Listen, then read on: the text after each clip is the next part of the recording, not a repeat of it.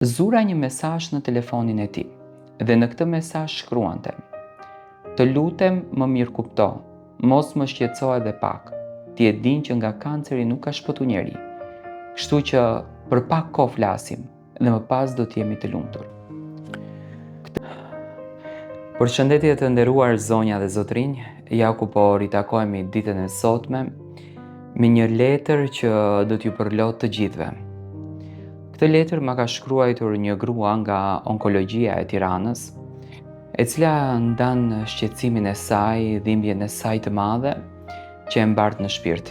Lëre njerë se fillimisht po lufton me kancerin, me sëmundjen e cila po trondit botën, por lufton edhe me një realitet tjetër që pa marrë parasysh shëndetit e saj, burri i saj bën ca vepra të patolerueshme.